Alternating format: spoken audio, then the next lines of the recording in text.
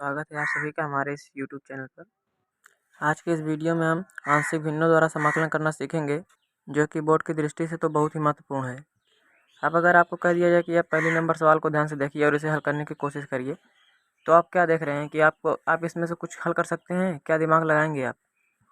अब अगर आप ऐसे सवालों को हल करने में असमर्थ हैं तो यह ध्यान दीजिए, आप पहले ये पहचानिए कि आप या कहीं आंशिक भिन्न से तो लगने वाली नहीं है। तो अब आपके मन में यह प्रश्न आ रहा होगा कि इस आंशिक भिन्न पहचानेंगे कैसे? आंशिक भिन्न वाले सवालों में ऐसे ही दो फलन लिखे होते हैं इंटू में, जैसे यहाँ पर लिखा हुआ x+1 इंटू x+2 ना, इसी तरीके से लिखे होते हैं। लेकिन हाँ, कहीं कहीं पर यहाँ जो x+1 है, यहाँ पर कहीं कहीं पर सवालों में x की पावर 1 2 3 4 कुछ भी हो सकती है। तो मतलब जैसे x² इंटू x² +1, वहाँ अगले में लिखा है x+1, तो मतलब ऐसे ही x की पावर कुछ भी हो सकती है। तो वहाँ पर आपको समझ जाना है कि यहाँ अगर कोई दिमाग काम नहीं कर रहा तो आंशिक भिन्न यहाँ पर लगने वाली है। तो आंशिक भिन्न को हल कैसे करते हैं, ये आपको ज़रूर समझना है। आपको यह देखना है कि अगर x के ऊपर पावर 1 है तो आपको इस नियम से करना है, अगर x की पावर 2 है तो उसको अलग नियम से करना है, अगर पावर 3 है तो उसको अलग नियम से करना है। मतलब इसके लिए कई अलग अलग नियम हुए हैं पावर के आधार पर। अगर x की पावर 1 है तो उसके लिए पहले आप सीखिए क्या होता है। आपको ऐसा कर लेना है a अपान पहला फंक्शन प्लस b अपान दूसरा फंक्शन। अगर x की पावर 1 है तभी ये दिमाग लगाना है आपको, ये बात अपने दिमाग में ही बैठा के रखनी है। अगर x की पावर 1 है तब केवल एक लेंगे, a अपान वो फलन प्लस b अपान वो फिर वो फलन। अब आपने क्या मान लिया पता है आपको? आपने मान लिया है इस इंटीग्रल के बराबर ये जो लिखा हुआ है अपान x+1 प्लस b अपान x+2, ये पूरे सवाल ही आपने मान ली कि हाँ इस इंटीग्रल के बराबर ये पूरे सवाल है। तो इसकी तुलना भी आप कर सकते हैं बराबर लगाकर। अब आप इसे हल करिए तिर्यक गुणा करके। जब तिर्यक गुणा आप करेंगे तो सवाल कुछ इस प्रकार से प्राप्त होगी। बटे में भी आएगा x+1 इंटू x+2, लेकिन उसे आप छोड़ देना है। क्यों? क्योंकि आपने इंटीग्रल के बराबर सवाल मानिए, उसके भी बटे वाला देखिए वही लिखा हुआ है ना x+1 प्लस इंटू x+2, तो आपको हटा देना है। लेकिन हाँ, ध्यान रहे आपने ऊपर वाला लिया है अंश वाला, तो इंटीग्रल के अंश में क्या हुआ है, ds को छोड़ के क्या है, केवल एक बचा हुआ है ना, तो इसकी तुलना एक से कर देनी है पूरे सवाल की। ये आपको समझ में आ गया कि ds के अलावा और जो ऊपर लिखा हुआ है उसे बराबर में लिखते हैं। उसके बराबर में कुछ लिखा ही नहीं, मतलब ds के आगे कुछ लिखा ही नहीं, तो एक लिखा है मतलब हमने एक लिख लिया। अब a और b का अंदर गुणा कर दीजिए। अब जब आप यहाँ तक पहुँच आए तो सवाल एकदम आसान बन गई। अब आपको यहाँ पर गुणांकों की तुलना करनी है बस। इस तरफ देखिए x 2 है, मतलब ax प्लस bx। ये देखिए यहाँ पर x के गुणांक कितने हैं, a और b, मतलब प्लस में तो a प्लस b। लेकिन उधर भी देखना है क्या x के गुणांक में कोई है, तो वहाँ पर x का गुणांक कोई है, कोई नहीं, तो यहाँ मतलब 0 है, तो 0 से तुलना करनी है। मतलब a प्लस b बराबर क्या हो गया, 0। अभी इस तरफ और देखिए तो दो अचर भी और भी पड़े हुए हैं, 2a और b दिख रहा है ना, ये दो अचर हैं। और उस तरफ कोई अचर है, जी बिल्कुल है। कितना है, एक है। तो मतलब इधर इस तरफ के अचर का योग उस तरफ जो अचर है उसके बराबर होगा। मतलब 2a प्लस b कितना हो जाए, उस वाले अचर के बराबर 1। अब आपने यक्स और अचर पद दोनों की तुलना कर ली है, तो आप इसे हल कर सकते हैं आगे। एक समीकरण तो यक्स की तुलना करने पर मिला है कौन सा, a प्लस बी बराबर 0। लेकिन अभी अचर वाला हमने लिखा नहीं, तो अचर वाला लिखिए। क्या लिखेंगे आप, इस तरफ वाले अचर को देखिए, इस तरफ है 2a और प्लस b, तो उस तरफ अचर कितना है, 1। तो मतलब 2a प्लस b बराबर 1, वो आपको लिख लेना है। आप पहले वाले समीकरण से आप a का मान या फिर b का मान कुछ भी निकाल सकते हैं और दूसरे में रख सकते हैं। दो समीकरण को तो आप हल ही कर सकते हैं आसानी से। तो हम वहाँ से a का मान ही निकालते हैं। a का मान वहाँ से कितना निकलेगा, -b। तो -b इस वाले समीकरण में ला के रख देते हैं। अब आपको a का मान -b प्राप्त हो गया, तो दूसरे समीकरण में रखिए a का मान -b, तो 2 इंटू -b प्लस b। तो इसे हल करेंगे तो -b बराबर 1 आएगा, और b बराबर फिर उधर माइनस भेज दिए, b बराबर -1 आ गया। अब b बराबर आपको -1 प्राप्त हो गया, तो इसे पहले समीकरण में ला के रख दीजिए, तो a का मान हमें मिल जाएगा। तो वहाँ से हमने रखा तो -1 माइनस इंटू माइनस कितना प्लस, और a का मान 1 आ गया। तो अब देखिए आपके पास a और b दोनों के मान निकल आए। तो अब आपने शुरू में क्या मान लिया है, पूरे इंटीग्रल को इस a upon x+1 plus b upon x+2 में मान लिया है ना, इसके बराबर। तो अब आपको a और b का मान वहीं पर ले जाके रख देना है। ये देखिए हमने a और b का मान आगे रख दिया है, और तो हमारी सवाल इस तरह के कुछ प्राप्त हो जाती है। अब आप इसको हल करना तो जानते हैं कि, लेकिन अभी रुकिए, ds को अंदर लाइए तो सवाल और आपको आसानी से दिखने लगेगी। अब आपको को देखने पर कुछ समझ ही आ गया हो तुरंत कि यहाँ पर integral D x upon x+1 क्या होने वाला है। तो यहाँ पर अगर x+1 को t मानिए तो ds बराबर dt मिलेगा, तो हमें मतलब ds का स्थान पर dt और 1/3। तो अब बताइए इंटीग्रल dt अपन t क्या होता है, लाग टी ना। ये आपको याद रखना है, ये बहुत ही बेसिक फार्मूला ही से आपको इन सबको तो बिल्कुल ही याद में रखना है। तो चलिए पहले क्या हो गया, लाग x+1 और दूसरा माइनस है माइनस। वहाँ पर अब यहाँ पर आप क्या मानेंगे, x+2 को आप t मानेंगे, तो x+2 को आप t मान लीजिए। फिर यहाँ से क्या प्राप्त हो जाएगा, ds बराबर dt। तो अच्छी बात है, ds बराबर dt लिखेंगे तो आपको मिलेगा इंटीग्रल dt अपान टी फिर से।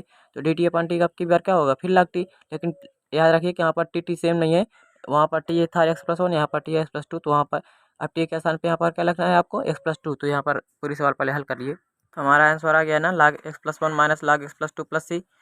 अब देखिए एक फार्मूला था ना log m minus log n का क्या होता है log m/n, तो log m/n हमने लिख लिया और उसके बाद प्लस सी लगाएंगे क्योंकि अभी तो अनिश्चित चल ही रहा है। तो लेकिन हाँ ध्यान रहे कुछ दिनों बाद निश्चित समाकलन हम शुरू करेंगे क्योंकि अब अनिश्चित जो है खत्म होने की कगार पर है। तो यह बात तो आपको ध्यान रखनी है।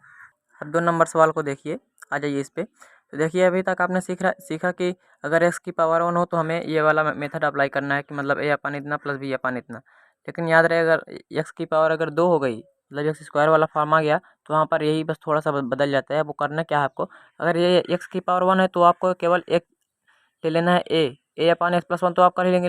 लेकिन अगले में देखिए लिखा हुआ है एक्स स्क्वायर, तो वहाँ पर आप कैसे करेंगे ये सीखिए। ये देखिए हमने कर लिया ना a अपन x+1 क्योंकि यहाँ पर x की पावर 1 थी तो हमने केवल एक माना a। अब अगर एक्स स्क्वायर मिल जाए तो आपको ये मानना है कि जैसे आप x² + 2 का अगर मान लीजिए थोड़ा सा कि अगर इसका आकलन करेंगे तो क्या मिलेगा हमें 2x। मतलब यहाँ पर कुछ आगे 2 मिल रहा है मतलब कुछ ना कुछ मिल रहा है और उसके बाद उसका 0 हो गया तो कोई बात नहीं। लेकिन यहाँ पर देखिए हमें इसका आकलन करने पर मिल रहा है 2x। मतलब इसी तरीके से हमको मानना है कि यहाँ पर क्या मानेंगे हम bx उसके बाद हो सकता है आगे कुछ भी हो, 2 के अलावा 2x भी हो सकता है तो उसका आकलन 2 होगा। मतलब कुछ ना कुछ आ सकता है तो इसके लिए हमें bx तो मानना है प्लस सी भी मानना है। मतलब bx प्लस सी आपको मानना है अगर पावर एक्स स्क्वायर आ गई तो इसे लिख लीजिए bx प्लस सी अपन x² + 2। अब उसी पहली सवाल की तरह इसमें क्या करेंगे, इसमें भी आप इसे हल करेंगे तिर्यक गुणा करके, मतलब भिन्न को हल करेंगे उसके बराबर उससे उस इंटीग्रल वाले सवाल से इसकी तुलना कर देंगे। वहाँ से भी आपको a b c का मान मिल आएगा। तो थोड़ा सा हल करके दिखाते हैं। जब आप इन सब का तिर्यक गुणा करेंगे तो आपको अंश में ध्यान दीजिए, अंश में आपको ये मिलेगा लेकिन अपान में क्या मिलेगा x+1 × x²+2। लेकिन उसको आपको उस सवाल से तुलना करके हटा देना है कि मतलब उसमें भी तो बटे में है तो इसको हटा देना है। अब उसके ही अंश से इसके अंश की तुलना कीजिए तो इसके अंश में तो ये प्राप्त हुआ लेकिन उसके अंश में देखिए 1 है, ds का अलावा उसमें क्या है 1 है तो 1 से तुलना कर दिया गया। अब देखिए यहाँ पर हमें a b c का मान निकालना है। तो देखिए कैसे कैसे उसमें आप निकाले थे, मतलब एक बार x की तुलना किए थे फिर अचर पद की, तो पहले इसमें सबसे बड़ी घात x² है तो मतलब हमें x² की तुलना करनी होगी। इसमें देखिए कितने x² हैं, एक है ax² प्लस bx² और कोई x² नहीं है तो मतलब a प्लस b यहाँ से बना। और उस तरफ जाके देखिए तो कोई x² वाला गुणांक है कोई नहीं, मतलब वहाँ पर 0 तो मतलब a प्लस b बराबर 0।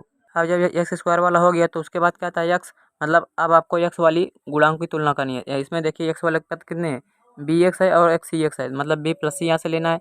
उसके बाद उस तरफ देखना है कि कोई x वाला गुणांक है तो उस तरफ कोई गुणांक ही नहीं है तो मतलब 0 फिर से, मतलब b प्लस c बराबर कितना हो गया 0। अब बचा हमारे पास अचर पद। तो अचर पद कितने हैं, इस तरफ है 2a और प्लस सी है तो मतलब 2a प्लस सी, उस तरफ कोई अचर है जी बिल्कुल है, एक है मतलब 2a प्लस सी बराबर कितना हो गया 1, तो इसको भी लिख लीजिए। अब आप इन तीनों समीकरणों को हल करें। देखिए यहाँ पर पहले समीकरण से आपको b का मान निकालना है, b का मान यहाँ से क्या निकलेगा -a, और इसी -a को ले जाकर दूसरे समीकरण में रखिए तो -a प्लस सी। अब तीसरे समीकरण आपको केवल देखना है, उसमें लिखा है 2a प्लस सी, मतलब एक समीकरण a और c के फॉर्म में मिला है हमें पहले से ही, तो हमने पहला वाला खुद से बनाया ना -a प्लस सी। अब आपने पहले और दूसरे समीकरण से जो समीकरण प्राप्त किया a और c वाला, इसको ले जा करके आपको तीसरे समीकरण से के साथ उसको हल करना पड़ेगा। तो देखिए मैंने साथ साथ ही सलाह दिया है, मतलब 2a प्लस सी बराबर 1 और -a प्लस सी बराबर 0। अब इसको हल करने के लिए आप क्या करेंगे, घटाएंगे पहले में से दूसरे को तो घटा दीजिए, घटाएंगे तो चिन्ह बदल जाएगा तो इसलिए वो माइनस प्लस हो गया, प्लस माइनस हो गया। तो यहाँ पर देखिए अब c से c कट गया तो यहाँ पर क्या बचा 3a बना, तो मतलब 3 है उधर भी माइनस है, मतलब 1 - 0 करें तो 1 ही बचेगा, मतलब 3a बराबर 1 बन गया। अब जब आपको a का मान प्राप्त हो गया a/3 1/3 तो आपको इसे दूसरे समीकरण में रख देना है, कौन सा जो हमने बनाया है -a प्लस सी बराबर 0, इसमें रखेंगे तो आपको c का मान मिल जाएगा। तो यहाँ पर रखिए, देखिए c का मान कितना प्राप्त हो रहा है, a का मान रखने पर हमें मिल गया है, देख लीजिए c का मान 1/3 मिला है तो c का मान 1/3 रख लिए। अब हमें a का मान प्राप्त हुआ 1/3 तो अब इसे पहले वाले में पहले से ही रखिए a प्लस b जहाँ पर 0 है। जब a का मान 1/3 है तो वहाँ पर b का मान कितना निकला -1/3, हमें मतलब a b c तीनों का मान प्राप्त हो गया है। b का मान कितना मिला है -1/3। अब आप तीनों को रख दीजिए, वो जो आपने बनाया है a/x+1 plus bx plus c/x² + 2 इसमें रखिए तो आपका सवाल आसानी से बन गया है। ये ध्यान दीजिए a का मान 1/3 रखेंगे तो वो अचर है तो हमने इसको बाहर रख लिया तो dx/x+1, लेकिन इसमें जो है bx प्लस c इसको आपको ध्यान में रख के चलना है। तो b का मान हमें कितना मिला -1/3, तो अभी इसे रखे नहीं है, मतलब उसे हमने पहले अलग किया bx/इतना प्लस c/इतना। तो इतना करने के कर तो सकते हैं आप। अब रखिए यहाँ पर b और c का मान, ये पहला वाला तो आप हल कर ही सकते हैं कि 1/3 इंटीग्रल डी एक्स अपान एक्स प्लस 1, इसे आप लिख सकते हैं ना 1/t, मतलब एक्स प्लस 1 को आप टी मानेंगे तो बन जाएगा ना integral D T upon T, तो इसे आप लिख सकते हैं log टी का मान एक्स प्लस 1 है, तो आप इसे तो आप साधारण भी आप हल कर सकते हैं। और आगे आप बी और सी का मान रखेंगे तो यहाँ पर इस तरह से प्राप्त होगा। आप तीसरे पद को तो आप आसानी से कर सकते हैं, जो लिखा हुआ प्लस 1/3 इंटीग्रल डी एक्स अपान एक्स स्क्वायर प्लस 2 को क्या लिखेंगे √2 का स्क्वायर, मतलब एक्स स्क्वायर प्लस ए स्क्वायर, ये वाला फार्मूला किसका है 1/tan−1x/a का, तो वो तो कर सकते हैं। लेकिन ये जो बीच वाला है, जो सेकंड वाला पद है, इसे ध्यान से देखिए। तो इसे आप अगर नीचे वाले को टी मानेंगे तो ऊपर हमें मिलना चाहिए 2x, लेकिन हमारे पास तो केवल x है, तो क्या करने पड़ेगा ऊपर मतलब 2x लाना पड़ेगा, मतलब ऊपर 2 से गुणा करना है। तो अगर 2 से गुणा करेंगे 2 से भाग भी तो देना पड़ेगा, नहीं तो सवाल गलत हो जाएगी, मतलब 2 से भाग भी देना पड़ेगा। तो यहाँ गुणा भाग दूसरे वाले पद में दोनों कर लीजिए। ध्यान दीजिए यहाँ पर हमने ऊपर नीचे दूसरे पद में 2 से गुणा कर लिया, और तीसरे पद को देखिए वहाँ पर जो 2 था उसे मैं √2 का होल स्क्वायर बना दिया ताकि वो हमारा सूत्र बन सके। अब देखिए अगर हम नीचे वाले को मानेंगे एक्स स्क्वायर प्लस 2 का टी, तो यहाँ पर पूरा फंक्शन हमें ऊपर मिल जाएगा, मतलब 2x dx बराबर dt मिल जाएगा। तो वहाँ पर इसके स्थान पर dt रखेंगे तो इंटीग्रल dt अपान टी बनेगा। फिर dt अपान टी क्या होता है log टी, तो log और टी किसको आपने माना है एक्स स्क्वायर प्लस 2 को, तो एक्स स्क्वायर प्लस 2 को यहाँ पर रख दीजिए टी के स्थान पर। अब इसे देखिए ये किसका फार्मूला बन रहा है, मतलब 1/3 अचर था, इसे हमने बाहर कर लिया। इसके देखिए ये बन रहा है फार्मूला इंटीग्रल डी एक्स अपान एक्स स्क्वायर प्लस ए स्क्वायर का, ए का मान यहाँ पर क्या है √2, तो फार्मूला होता क्या था 1/a tan−1x/a, तो 1/a करिए 1/√2, ए का मान √2 है ना, तो 1/a मतलब ए का मान √2 तो रख दिए 1/a। अब tan−1x/√2, तो यहाँ पर इसे हल कर लीजिए आसानी से। ये देखिए आपका सवाल आ गया। ये वीडियो थोड़ा कुछ लंबी हो रही है, तो इसे आज यहीं पर रोकते हैं।